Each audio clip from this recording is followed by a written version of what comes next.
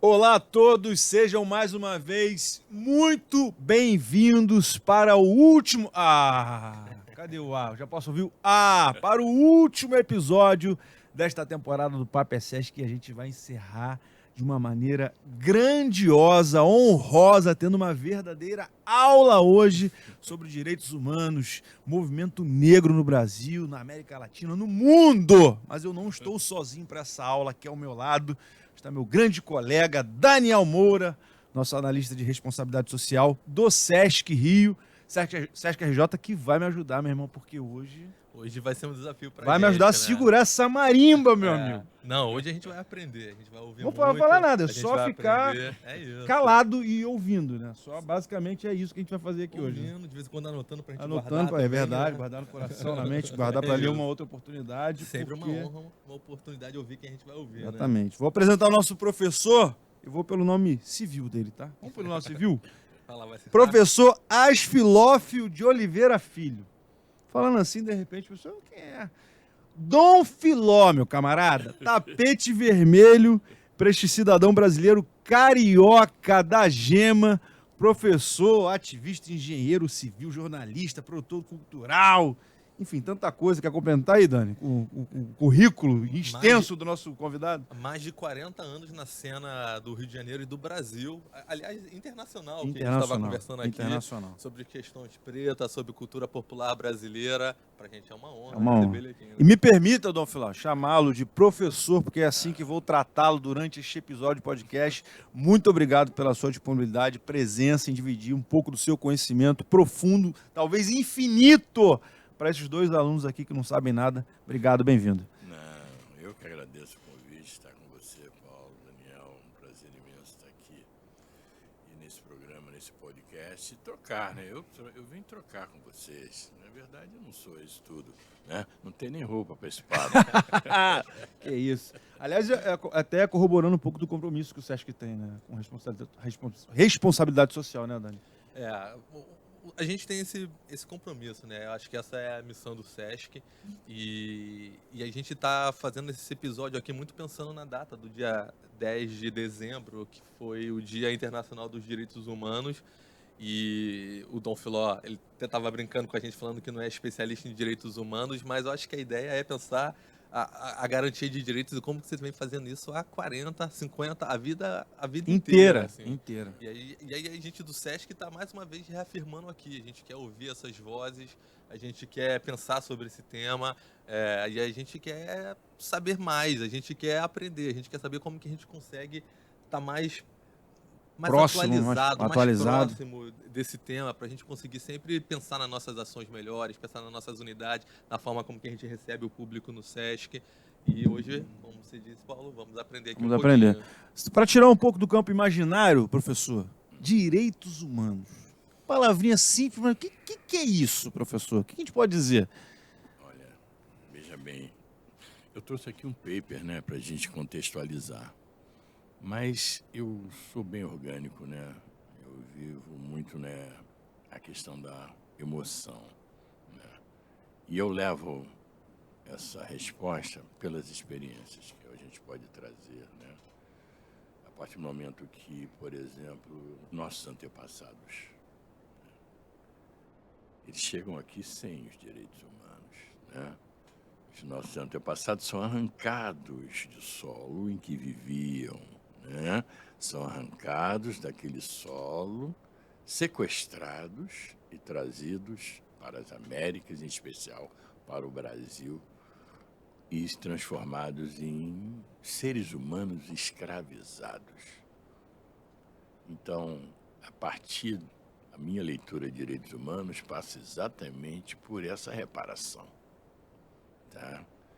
Então, viver nesse mundo, viver nesse planeta sem ter essa visão dos direitos enquanto ser humano, você imagina que esses direitos sejam iguais. Mas não, a nossa comunidade já não chega de forma igual. A nossa comunidade precisa de equidade. Sim, agora vem esse, aí hoje, né? Tem uma galera que diz que é mimimi, Mimimi. Olha, professor. né? Ih, já vem esse mimimi aí. Não é, não. Não pode ser mimimi, né? Não pode ser mimimi, porque a partir do momento que a minha comunidade, nossos ancestrais, né, sofreram o que sofreram, não tiveram o conhecimento, o reconhecimento, a necessidade de se discutir essa reparação. Traçando um paralelo, né, vamos fazer uma comparação com a comunidade judaica, aqueles que sofreram o Holocausto, né? Sofreram o Holocausto, né? Se você colocar as duas situações na mesa, todas elas dolorosas, super dolorosas, mas a comunidade judaica teve um apoio internacional, tem um apoio até hoje internacional, um reconhecimento. E a comunidade negra, ao contrário, nenhum apoio. Basta te dizer que quando você vai para o continente africano, eu lembro quando eu, jovem, garoto, né, estudando, na minha mente, a África era um país, né? Até, se você perguntar aí, qualquer estudante, eu me cite 10 países africanos, ele vai parar no terceiro, quarto. Não vai desenvolver todos, Não não. vai desenvolver todos. E vai citar algum da América Central. provavelmente. Vai mandar, entendeu? Aí ele começa, quando ele fala, não, Egito não é África. Aí começa você ver como é que é essa diferença, né? Então, estou falando em termos geográficos. Em termos geográficos, a África era o berço da humanidade. Começa tudo lá.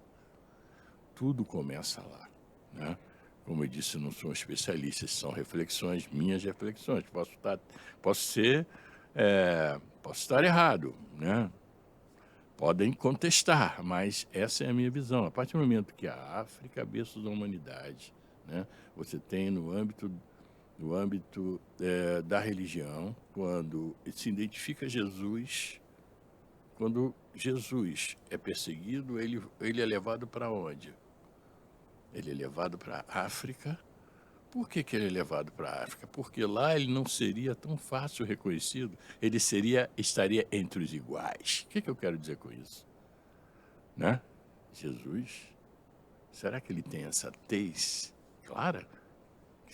Né? Que o colonizador... Essa cutis que o colonizador me impôs? Não, está lá. Isso é uma discussão. Então, direitos humanos, na minha visão, é essa. Eu vou lá no berço primeiro entender quem é que tem menos direitos, quem nunca teve nenhum direito e quem precisa ter mais direitos. Então, eu sou a favor da reparação. Me perdoem especialistas, né? Mas essa é a minha visão, modo de vulto em relação a direitos humanos. Se você trazer essa questão para os dias atuais, né, a minha comunidade continua a necessidade de reparação, né? Ela mais que sofre, ela que mais morre. Aí você vai para outros méritos, você vê, ou melhor, outras áreas específicas, a questão da segurança, né? Na questão da educação, né? Algumas ações, ferramentas foram feitas, né, para que tivéssemos melhores condições, as cotas raciais, né? Os últimos 20 anos nos deu uma outra dimensão, né, para a geração atual, mais acadêmica, mais preparada, né, e pronta para o que está por vir, que é diminuir esse gap dessa reparação. Então, direitos humanos é nessa ótica que eu vejo. Dani, ele falou de mimimi, eu fico imaginando o que passa no HD infinito da cabeça deste homem que está diante de nós, quando a gente fala de mimimi, que viveu ditadura, que eventualmente se fosse pego andando pela rua, sem documento, seria talvez preso, linchado, para hoje a sociedade de hoje dizer que é mimimi esses direitos que a gente... Somente voltado para o povo negro, né? Para o movimento negro, né, professor? Exatamente. É isso mesmo, né? Estamos falando de processo da ditadura no Brasil, para que a gente possa entender, né? Começa em 1964. Eu tinha 15 anos. Meu letramento ainda não estava ainda claro, eu só recebendo, captando e recebendo racismo. E numa época com pouquíssima informação, né, professor? Não, muito pouca. Você era condicionado a ser informado em cima daquilo que vinha pela o que seria a mídia, né? Qual era a mídia da época? Você tinha a informação do rádio, o rádio era a grande força, você tinha muito pouco a televisão, porque a televisão estava chegando, né? E a força da mídia escrita, né? Jornal, etc., era muito forte na época, né? Então era muito condicionado, né? Então, por exemplo, aos 15 anos eu tinha, como jovem, as informações chegavam pelo rádio, era a onda, a música, né? De origem americana, italiana, né? A música de origem francesa. Eu lembro até hoje os artistas, Charles Aznavour, né? Italiana, Rita Pavone. A música italiana também chegou tão forte que influenciou uma juventude da MPB, que seria MPB, né? Com nomes... com nomes italianos. Gerry Adriani. Era muito louco isso. Aí eu fiquei imaginando, caramba, será que tem alguém com alguma influência africana? Não. A nossa comunidade toda tinha apelido. Todos. Quem colocava esse apelido era orgânico. Você se encontrava num apelido. Seja ele na música, seja ele no futebol, até dentro de casa, né? Até dentro de casa. Era carinhoso, mas era um carinhoso que iria fazer mal você a vida toda. Você ser conhecido pelo um apelido, né? Eu costumo dizer e citar alguns nomes, mas isso não é demérito pelo artista que foram. Grande Otelo, Jamelão, né? Noite Ilustrada, né? Cartola, né? Poxa, Nelson Cavaquinho, né? Eram sempre uma relação. Isso era tanto na música como no futebol, principalmente no futebol, né? Pavão, né? Dunga, eram nomes... Chegava a ser simpático, né? Era normal. Olha, eu entrei nessa, eu acreditei nisso, por causa do meu nome, né? Porque meu nome era muito estranho, né? Asfilófilo, como é que ia fazer, professor? Muito estranho. Porque era estranho, que eu quero dizer, no sentido você entrava... Eu fiz escola técnica, eu fiz escola pública a vida inteira, né? Então, você tinha todo dia você tinha aquela chamada. Chamadinha. Presença, né? A professora fazia presença. Lista de presença. Letra A, né, amigo? Eu era logo um dos primeiros. Então, tinha lá Alberto, Antônio, o quê? Que é isso? Aí já começava o bullying ali. Essa palavra nem existia, mas era um bullying. Aquilo para mim já era normal. Aí era agulhação, né? E aí ficava o nome, Filozinho. Esse era o apelidinho, entendeu? Isso daí foi assim. Mas era normal. Era normal isso, normal, né? Mas um normal que te fazia mal, porque aquilo incorporava o racismo sistêmico, né? Que envolvia a comunidade negra, né? Então você tinha ali que estar visualmente dentro daquele padrão, você tinha que estar dentro do padrão. Olha, ele é bom de bola, hein? Tem que ser alguma coisa sempre justificando aquela existência, aquela presença. Entendeu? Pô, ele é bom, hein? Ele fala bem, sacou? Uhum. Ele é bom, ele fala bem, ela fala bem, entendeu? Eu sempre reparei isso quando as pessoas sempre se surpreendem. Nossa, você é inteligente, nossa, você sabe... Por quê? Não posso, né? Eu sou preto, não posso ser isso, né? O que você estava esperando? Aí eu falei, cara... Aí, muito doido isso, né? E eu levei essa coisa do nome até deixa eu ver, eu estou com 74, até os 50 que eu fui descobrir qual era do nome. Aí eu passei a me orgulhar do meu nome. Porque não é que eu não... Eu curtia meu nome? Curtia, diferente, pô, estou bem, né? E aí eu fui sem entender qual é desse nome, cara. Qual é desse nome? Todas as pessoas tinham curiosidade de saber, pô, qual é de um negão desse com nome grego?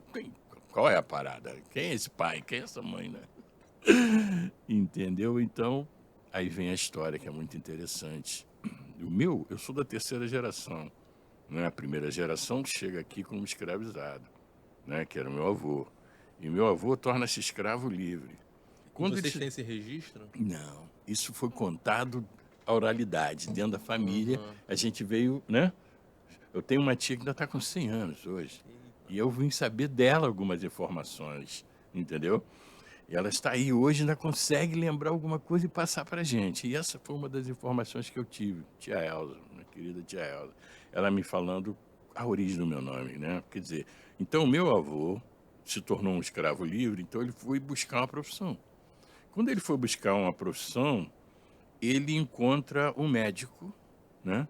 E esse médico era um médico grego que, junto com o meu avô, formavam uma profissão, a profissão do médico legista, né? Então, ele tinha um médico, que era esse grego, e tinha o meu avô, que era o prático. Os dois, né, formavam um médico legista. Eles tiveram uma amizade tão forte, né, durante vários anos trabalhando, e aí meu pai, né, ou melhor, meu avô, né, para honrar essa amizade, concebeu os nomes dos seus filhos, né, no caso meu pai, Asfilófio, meu tio Aristóteles e o outro Benjamim, todos de origem grega. E só que interessante, no caso do Asfilófio, é exatamente essa união dos dois. Quer dizer, as dois, né? Filo, amigo, fio, fiel. As dois, filo, amigo, fio, fiel. Dois amigos fiéis. Quer dizer, Asfilófio. Aí isso Uma clara homenagem ao amigo dele. incrível, né? Batizou o filho em homenagem ao... Aí meu pai, né, colocou Asfilófio filho. E eu parei, não dá, pro meu filho é Pedro. Pedro, porque... Uma terceira geração de... Entendeu? Eu não vejo meu filho Asfilófio, brother, não dá. O professor interrompeu a geração do Asfilófio. Muito interessante. Então, são essas questões que você vê na linha do tempo, você começa a entender a nossa evolução enquanto comunidade, né? Que vem de um processo de sofrência, né? Um processo de massacre, de apagamento, e que numa resistência contínua, ela emite uma linha de ascensão. Essa linha de ascensão, quando chega na minha geração, o meu pai já me concebe a condição de estudo, de conhecimento. Aí eu sou o primeiro formado da família. Assim como eu, a minha geração, muita galera que se formou nos últimos 50, 60 anos, né? Porque já é a segunda geração. Essa terceira, que já meu filho e tal, hoje 35, 40, já se formaram, já tem. E agora quem está chegando já vai melhorar. Só que nesse gap todo vem a questão do letramento racial. Entender-se, se tornar-se negro, entender o que é ser negro e a sua posição nesse país, né? Enquanto brasileiro, né? Em que lá nos anos 50 eu tive que estudar no livro do colonizador, entender entender a minha posição, uma posição, né, totalmente desassociado à condição de ser humano de um brasileiro. Isso sozinho? Sozinho. Porque dentro de casa eu não tinha esse letramento, porque meu pai veio de uma formação, 4 ano primário, só estudou 4 anos, sabia assinar o nome, mas era inteligentíssimo, conseguiu se desenvolver, criar uma família, dar condições a essa família de sobreviver, formar 2 filhos, né? E crescer enquanto empreendedor, Isso com quarto ano primário. Isso é coisa muito da comunidade negra, resistência, cara. Resistência, A todo momento, né, resistência, professor? Resistência. resistência, É apanhar resistir e muito. resistir, resiliência. Isso tudo, né, fez com que a gente tivesse esse crescimento hoje. Mas ainda é um gap, né? Ainda é um gap muito grande, né? Porque se lá atrás o Brasil, nos anos 50, era uma democracia racial, entre aspas, né? Hoje há o reconhecimento, não, o Brasil hoje é um país racista, sim. Hoje a sociedade brasileira reconhece que o Brasil é racista. Há a necessidade de se lutar contra o racismo, de se criar uma luta antirracista. Isso já está claro. Quem é que fez isso? Organicamente? Não, isso foi a luta daqueles que acreditaram nessa mudança, principalmente o movimento negro brasileiro. Entendeu? Eu tava pensando que você falou do mimimi. Eu me lembro da música do Chico, que ele fala essa pátria mãe tão distraída, que estava sendo subtraída sem perceber. E eu acho que ele, entre outras coisas, está falando um pouco do processo de escravidão, né? Porque as pessoas foram expropriadas da sua força de trabalho. Elas não só podiam não produzir riqueza, quando a riqueza que se construía era desapropriada. A cada geração, por exemplo, do ponto de vista socioeconômico, começava-se do zero, né? Não tem herança, não tem escola, Tem não nada. tem... Nasce. E aí, essa era a pergunta que eu ia fazer. Você consegue, então, localizar o movimento negro, esses movimentos populares, fazendo essa diferença, começando a marcar uma linha de, opa, a gente precisa marcar que aqui o país é racista, porque tem 100 anos, cento e poucos anos que acabou a escravidão, e a gente está falando que o Brasil está se reconhecendo racismo. Verdade. Exatamente. Agora, da América do Sul, nós somos os mais prósperos. Aí você diz, está louco falando um negócio desse. Compara com a Argentina, em que a comunidade negra foi dizimada. Intelectualmente, territorialmente, fisicamente, tá? Né? Tiveram esse processo aqui no Brasil, mas não foi suficiente para acabar com a comunidade. Alguns intelectuais brancos diziam que em 100 anos nós não teríamos mais negros no Brasil, né? Não existiriam mais retintos, todos nós teríamos uma tez totalmente diferente, brasileirada, não é isso? Então, quando eu vejo o seguinte, quando você tem essa linha do tempo que favorece um entendimento que hoje o reconhecimento dos povos originários, né? Isso é recente. O reconhecimento dos povos originários, isso é recente, amigo. O que hoje eu aprendi é que os índios eram preguiçosos, que eles não queriam trabalhar e que seriam dizimados. E foram sumiu na história. E sumiu na história. No momento sumiu. Sumiu. Foi isso. Está lá, nos livros, né? Pelo menos na minha fase, né? Então, você tinha isso. Então, aí você vinha, não, eles são preguiçosos. Os indígenas são, né? Até então não eram indígenas, eram índios. Os índios, né? Hoje, reconhecidamente, povos originários indígenas, eram preguiçosos. Não, eles eram resistentes, eles morriam, mas não dariam o seu sangue para o colonizador, né? Eles não aceitavam aquela catequese, né?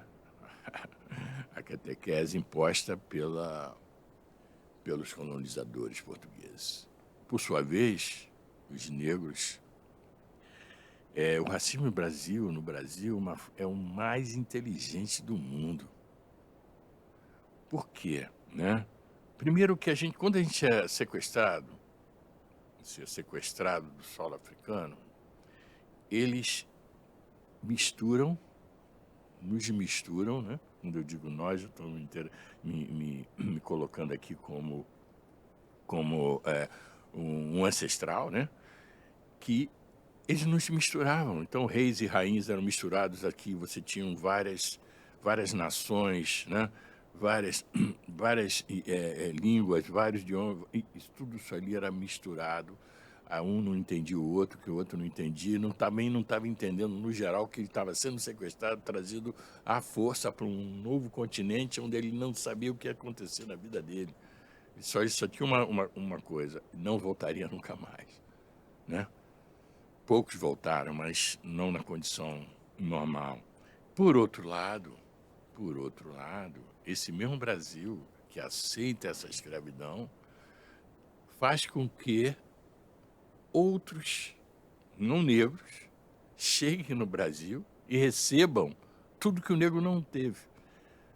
Vieram os japoneses, os asiáticos, né? Vieram italianos, alemães. E olha, receberam terra, receberam benesses para produzir no Brasil, se estar no Brasil. Escolheram onde queriam. Eu quero essa área aqui porque tem mais a ver com o meu clima. Eu posso, né, posso trazer a minha cultura, né? A minha cultura vai se adequar mais aqui porque eu trabalho com vinhedos, então essa área aqui. Então isso tudo foi propiciado para essas comunidades. Essas comunidades que hoje estão, né? A essência está no comando nesse país. Então, a essência da minha comunidade está aí também, mas está completamente fora da balança. Aí é onde eu chamo de equidade, né? Eu preciso de chegar na mesma condição para me poder crescer, né? Então, essa é a realidade que eu vejo, né? E que eu coloco todas as minhas forças no movimento negro, né? Porque quando eu chego aqui, na década de 50, antes, outros já tentaram essa luta, né? Na década de 20, Teatro Experimental do Negro, Abdias Nascimento, né? Você teve várias movimentações nesse país, né? Todos lutando bravamente para buscar essa equidade. Por outro lado, fora do Brasil, você tem esses mesmos, né, sequestrados indo para outros lugares da América, chegando nos Estados Unidos. Só que lá, a segregação faz com que a organização desses negros, né, faça com que eles se unam mais e eles cresçam mais no âmbito, né, da cultura, do âmbito econômico, uma série de fatores que vão favorecer e que retratam hoje. E agora, você começa a comparar percentualmente, né, os afro-americanos, né, são cerca de 13% da população e nós somos 54%, certo? E nós estamos totalmente, né, distanciados do potencial que é os afro-americanos, pelo menos lá no âmbito econômico. E o racismo continua lá, tal qual aqui, entende? Então é muito louco. Aí você vai, mas e os números? Os números, ok, então vamos lá. Brasil, nós somos mais 50% da população, algo em torno hoje de 115 milhões, né, de pretos pardos, né? E entre esses 115 milhões representamos considerando um PIB de 1,7 trilhão, né? Segundo a Locomotiva, né? Nos concebeu essa pesquisa, quase 2 trilhões por ano gasto por essa comunidade, né? Aí eu, na minha área específica, que é a área de comunicação, eu encontro uma pesquisa do ano passado em que a publicidade, né, gastou em torno de 22 bilhões de reais. Aonde que nós estamos aí aonde que a comunidade negra se vê representada dentro? E ela está gastando esse dinheiro, está indo para essa grana aí, está entrando nesse pacote, mas ela não se vê representada, né? Ou melhor, não se via tão bem representada. Nós estamos agora com os últimos 5, 8 anos com uma visibilidade maior da comunidade negra dentro dos veículos de comunicação. Isso é uma realidade. Aí vem, mas isso é fruto de quê? Isso é fruto do nosso trabalho? Sim, fruto do trabalho da comunidade negra, sim, porque não se via representava, né, nas mídias, né, nas televisão da época. Hoje você tem televisão, né, em que a presença negra é constante. Você vê nos anúncios a presença negra, né? Você vê nas bancas de jornais, enfim. Aí você vai me dizer, mas isso aí é fruto de quê? O Brasil acordou? Não. Isso é fruto simplesmente do capitalismo. Significa, ser negro agora significa lucro. Dá lucro pra alguém, né? Lucrativo. O professor fez um trabalho uma vez, Dani, professor, o pessoal que está ouvindo, fiz um trabalho uma vez, ali na Presidente Vargas, aqui no centro do Rio. Foi foi restaurado uma igreja cuja era, o título era Santo Antônio dos Homens Pretos. Recentemente agora. E eu fiquei me perguntando, né? Por que dos homens pretos? Né? Fiquei, né, curioso ter esse subtítulo ligado ao santo, né? Fui saber que a história era porque era a igreja em que os escravos tinham autorização para rezar. E perguntei para um padre próximo assim, cara, não me convenceu. Padre, quantos escravos foram necessários para construir essa igreja? Que é uma igreja imponente, sabe? Rua de paralelepípedo, né? Naquela época era o asfalto da época, não, professor? Paralelepípedo para passar. Aí a resposta do meio desconcertado falou, mas o Papa tal pediu perdão. Né? Como um justificativo de reparação, que é essa que o senhor está falando, né? E fiquei pensando nisso, falei, caramba, cara, é isso. Veio uma outra autoridade, simplesmente pediu perdão e está tudo certo, né? E é isso, não houve, mas não é esse tipo de reparação que eu acho que o professor está se referindo, né? Precisaremos de vários papas pedindo perdão, porque, olha, eu tive recentemente em Ouro Preto para fazer uma matéria, em parceria com a Canal Futura, a Coutney e a Canal Futura, nós fomos a Ouro Preto, né? Eu já conheci Ouro Preto, mas não com esse olhar, né, de trazer a história, do ponto de vista do nosso olhar. Quem construiu a cidade. E aí fomos com um artista, né, escritor, cantor, compositor, Altair Veloso. Aí começamos pelas... Já fez trabalho no Sesc, inclusive, Altair Veloso. Um cara fantástico, ele é uma entidade, né? Ele é considerado uma entidade. E aí começamos pelas minas de Chico Rei. Aí chegamos na mina de Chico Rei.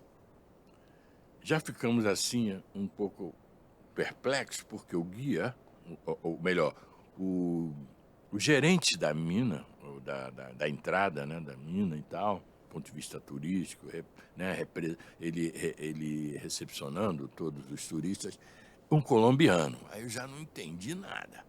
Falei, um colombiano? Guia? Mas tudo bem, nada contra, não tem aqui, não vou discriminar, né? Mas não bate bem, né? Pô, na minha cabeça, ele tem que entender muito, ele deve ser muito bom para entender a nossa história. E, de fato, ele é, né, um apaixonado pela história negra brasileira. Você fica assim até, às vezes, mais até do que muitos de nós, porque ele se mergulhou na questão, entendeu? E aí soubemos de várias coisas interessantes. Eu peço perdão pela memória, mas porque tem hora que a gente não consegue lembrar determinados termos, né? Mas eu tenho um que foi interessante. Quando você entra na mina, a mina foi toda escavada à mão, né? Tem lá as ferramentas mostrando, tudo escavado à mão na procura do ouro, né? Então os escravos, vem aquela história dos escravos que colocavam aquelas fragmentos de ouro no cabelo, isso é real. Aí ele chegou e mostrou assim, olha, tá vendo isso aqui, essa ranhura na parede? Aí eu falei, isso parece uma bolsa, como se fosse uma pedra, você faz um escavado, como se fosse assim uma saboneteira, sabe? Aí ele falou, daí vem o termo de bucho cheio. Fulano tá de bucho cheio, já ouviu esse termo? Já conheço. Sabe o que quer dizer isso, cara? Esse de bucho cheio é o seguinte... Enquanto o escravo que estava ali, né, buscando aquele ouro, ele não enchesse aquela parte ali, o bucho não tivesse cheio, ele não parava de trabalhar, ele não comia. Aí que veio o termo de bucho cheio, entendeu? Falei, cara, que coisa incrível, né? Incrível. Aí tinha vários, aí deu, ó, esse aqui é meu bucho, esse aqui é outro bucho, bucho de fulano, bucho de ciclano, né? E em Ouro Preto, você tem as escavações desses túneis, e um se encontra com o outro. Que você vai, né? Alguns já estão fechados, mas tem um que, diz a lenda, né? Diz a lenda, porque a gente não pode confirmar, é que determinado ponto se ligava até à igreja, Santa Efigênia, que é aquela Santa Efigênia do Alto da Cruz. Sim, a famosa, né? A famosa, né? Em que nós chegamos até lá, claro, por cima, né? Chegamos por cima imaginando essas grutas, essas Túneis estradas, esses subterrâneos, túneis subterrâneos, e entendendo aí, ouvindo as histórias, como é que os escravos, né, resistiam e criavam no imaginário. Aí vem a questão das tranças, né? Os trançados na cabeça, quando eles faziam aquelas tranças, era exatamente dando a direção da onde seriam os pontos de fuga. É uma coisa fantástica. A gente registrou isso tudo. Em 2024 a gente vai estar lançando essa série agora pela CUT. Aliás, começar a falar desse trabalho audiovisual que o professor tem, que é a CUT, né, que está responsável hoje, que é simplesmente a maior detentora, talvez, de conteúdo do movimento negro na América Latina. É isso mesmo, professor? É isso mesmo, é isso mesmo. Esse trabalho é fantástico. Ele começa em 1980, né, com visionários, né? Uma dupla, eu, Carlos Alberto Medeiros, a outra dupla, uma inglesa, Vicky Birbeck e Hans Adalto. Eles saímos por aí com câmeras filmando. Exploradores. Filmando, mas sem noção da onde íamos chegar, da onde iam chegar. Mas o que motivou isso? Pegar a câmera e registrar? É aí que está, é a questão do letramento racial. Conscientemente a gente estava desenhando o letramento racial. Por quê? Porque a gente não tinha referência. A oralidade sempre foi base da nossa cultura. Só que a gente trouxe a oralidade para a imagem em movimento. Entendeu? Assim como os compositores traziam, através de seus cantos, né, a oralidade ali na música, né? E no maracatu, na capoeira, etc., no jongo, etc. Nós trouxemos para a câmera em movimento, a imagem em movimento. Então, essa imagem de movimento foi nos dando, através dos tempos, referências. Referências que nós não tínhamos, por exemplo, dos nossos que nos antecederam na luta do movimento negro, né? Então, a Frente Negra Brasileira, a gente conseguiu registrar os fundadores e eles contando a história. Quem estava lá registrando, né, conosco, Zózimo Bubu, né? Estavam lá fazendo entrevista com eles no Aristocrata, Clube Aristocrata em São Paulo. Eles já no final de suas vidas, mas registramos a fala dele. Hoje, isso é referência nas pesquisas todas, as novas pesquisas que estão aí.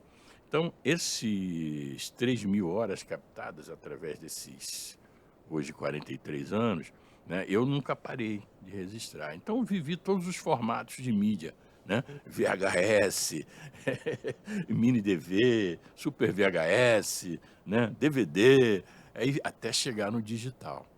O digital, já estamos falando em 2007, quando chega o YouTube, possibilita que essas imagens possam ser disponibilizadas, né? Aí começam a surgir falas inéditas, fantásticas de Nelson Mandela. Atemporais, né, professor? Atemporais, Nelson Mandela, Beatriz Nascimento, Lélia Gonzalez, e, nossa, tem coisas assim fantásticas, né? Fundadores da Portela, nossa, é muita coisa.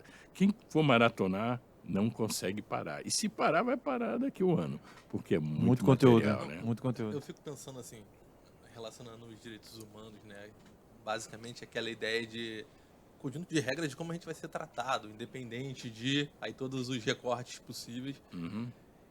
E quando a gente fala de produção cultural, a gente fala de construção de cultura, a gente fala de você construir um imaginário, dar sentido às coisas.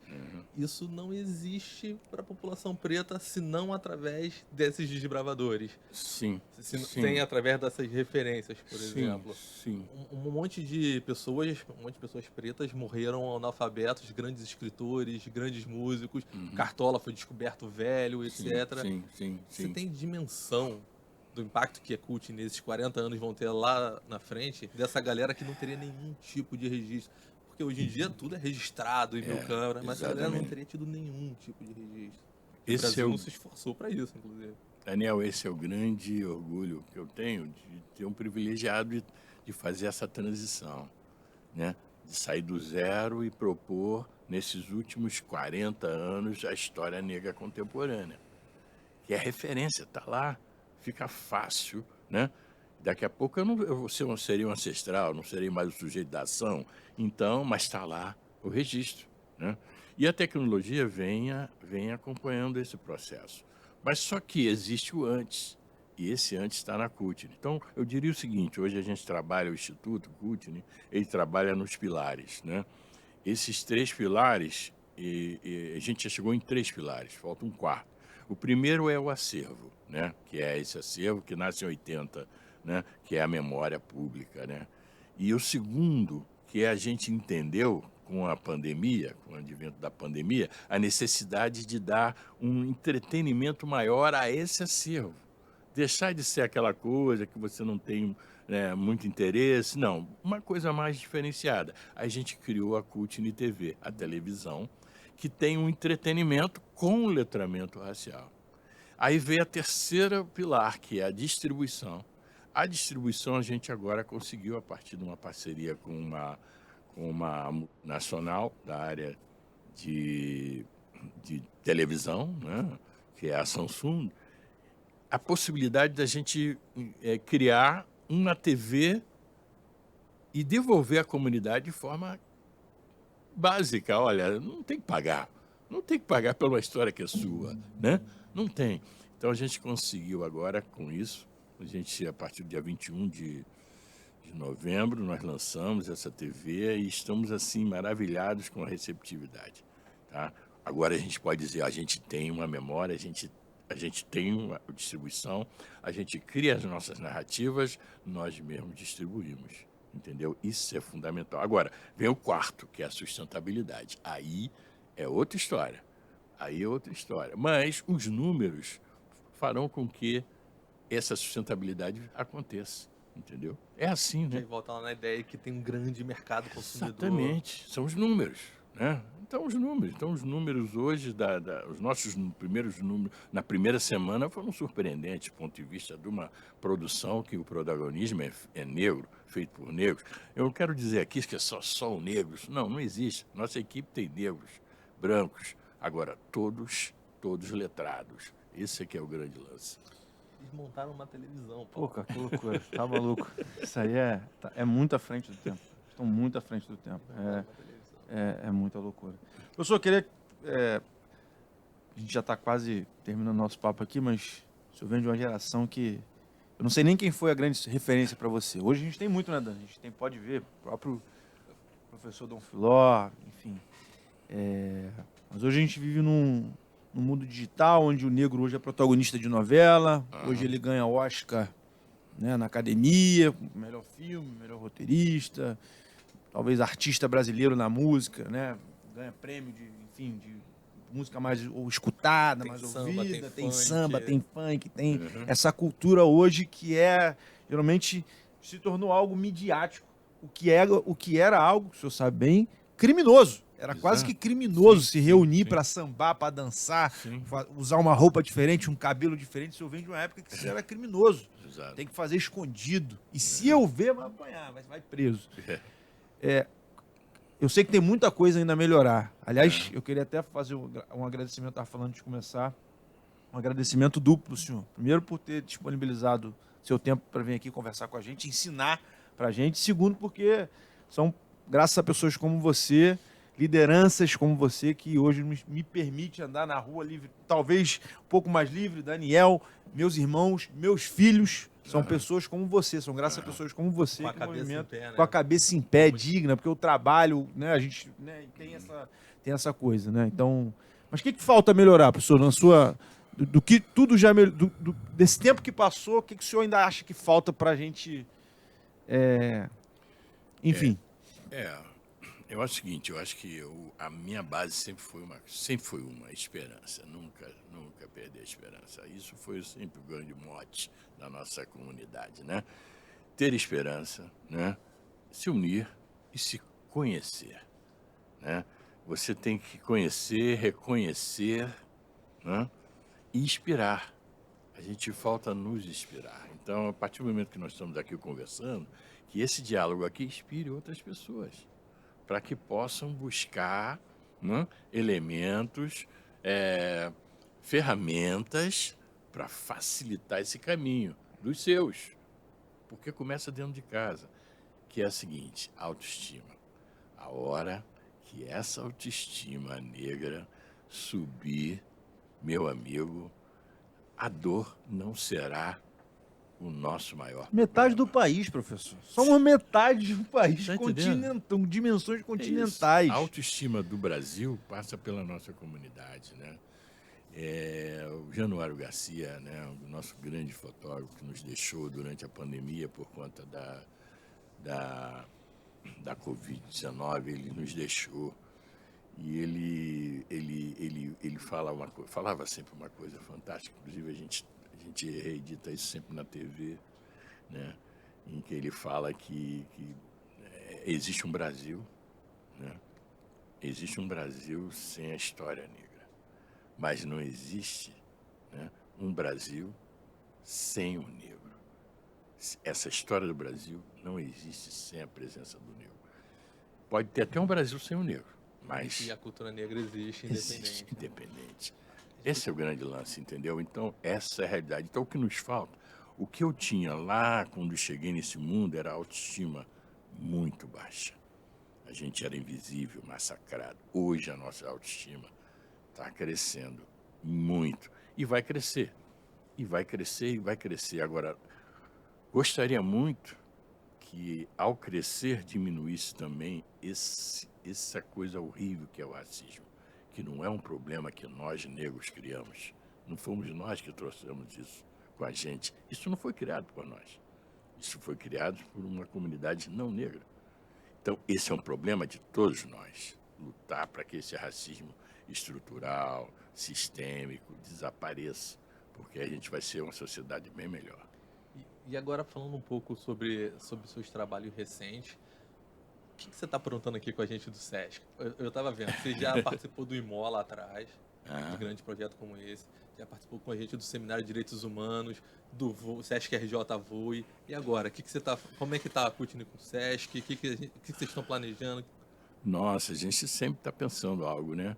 E eu acho que o SESC é uma das maiores redes, né, que pode disponibilizar toda essa necessária, né, autoestima, essa inspiração, né? Porque a rede, o que nós estamos fazendo, precisamos ampliar as redes. Então, nós entendemos que a CUTNE e o SESC, né, possam fazer com que essa inspiração extrapole a comunidade negra. Na minha cabeça, a comunidade negra já é. Mas não é só, isso é pouco. A gente tem que fazer com que a sociedade brasileira entenda a necessidade dessa cultura negra e está disponibilizada em rede, através, né, das unidades, das ferramentas, né, das linhas de pensamento dessas duas organizações, no caso do SESC e no caso do Instituto CUTNE. Então, por exemplo, hoje nós estamos falando de comunicação. Isso aqui, nós estamos aqui. Isso daqui reverberará, né? Isso aqui irá se infiltrar, isso vai chegar em alguém. Então, acho que a comunicação é a grande ferramenta nossa. É a nossa grande ferramenta, porque a partir da comunicação a gente interage. A gente pode estar falando com várias faixas etárias, a gente pode estar falando com várias comunidades, né?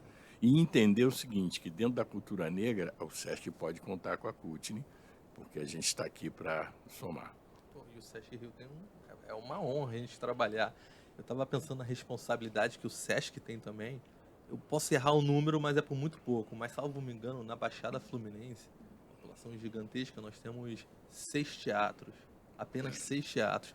4 do Sesc. 4 são do Sesc. Dos Exato. 6 da Para Baixada. uma população gigante, como a Baixada Fluminense. Ou seja, eu acho que é papel do Sesc também a gente comunicar, a gente abrir caminhos, a gente tá junto com essas organizações que estão sempre pensando em produção cultural, em educação, em trabalho de assistência Com certeza. e de autoestima. Tem uma televisão. Cara, isso é muito com louco. conteúdo. Isso é muito louco. Aliás, como é que se acessa a televisão? A televisão hoje é o seguinte, quem tem hoje a TV Samsung, né, aparelho Samsung, tem lá a Smart TV, né? Você tem lá a Samsung TV Plus, são vários canais disponibilizados gratuitamente.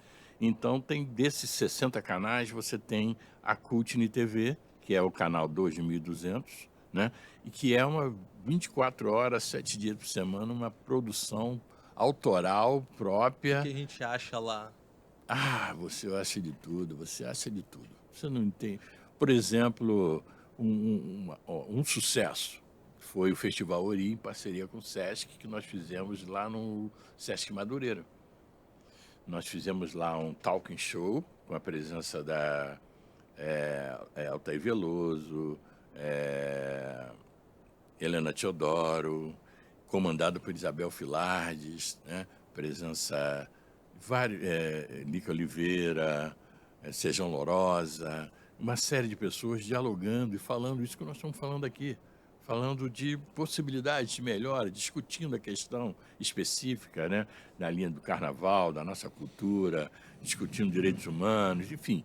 Esse é um dos maiores sucessos da TV, porque é uma forma de comunicação, de narrativa, né, que é o que quem está do outro lado da TV quer ouvir. Ou melhor, nunca ouviu e se depara com algo que gostaria de ter ouvido já há algum tempo. Isso é representatividade, né? Pô, Isso não é uma foto, é uma tradição. Exatamente. E é o Sesc cinema, de música. abrindo espaço, abrindo caminho, dando oportunidade, um espaço como esse de podcast, recebendo uma grande liderança, com convidados entrevistadores negros também, com muito orgulho para poder receber essa grande figura. Que, aliás, já estamos encerrando aqui. Eu queria muito, professor, agradecer a presença do senhor, pelo seu tempo, por partilhar um pouco do seu conhecimento com a gente, dando essa aula magna para esses 2 alunos aqui, como disse, que nada passa muito rápido. Voa, essa aula magna. Aliás, a gente começou o podcast não sabendo nada e a gente um pouquinho, né? Pelo menos deu para compartilhar um pouquinho. Agora a gente já sabe onde encontrar. Sabe onde encontrar o conteúdo para saber um pouquinho. E Dani, obrigado pela parceria. Prazer. Prazer. Uma honra Ficou muito mais fácil você. contigo aqui comigo do meu lado. Ficou muito mais fácil. E professor, suas considerações finais. Obrigado. Grande mestre e jornalista, né? Assim como eu, outra forma de também admirar esse grande gênio da comunicação que viu além do seu tempo. O senhor viu além do seu tempo. Acreditou no propósito além do seu tempo, de repente, quando ninguém acreditava, e hoje a gente está falando de algo, simplesmente uma TV, onde se tem um conteúdo ilimitado, infinito de conteúdo negro. Obrigado. Eu que agradeço aí o convite, estar aqui trocando, né? Como falei, é uma troca, a gente está aqui trocando, isso é fundamental. E essa questão de estar à frente é como se você estivesse mesmo vislumbrando, né? Eu costumo dizer como sagitariano, né? Sagitariano é viajandão, né? Mas é onde a gente tem que tirar o melhor dele. É na viagem, vislumbrando. Você, de cada 10, você acertar um, já está valendo. Tá bom, né? Tá bom. E assim a gente encerra essa temporada do Papo é Sesc, recebendo essa grande figura, esse grande cidadão brasileiro, carioca, professor Dom Filó. A gente estendeu aqui o tapete vermelho. Você que gostou do conteúdo, né, Dani? Não se esqueça de se inscrever no canal, ativar o sininho, compartilhar, marcar seu amigo para acessar um pouco desse conteúdo que o professor Dom Filó compartilhou com a gente. Visite as unidades do Visitar Sesc as unidades do Sesc também, com certeza. Valeu, gente. Até a próxima.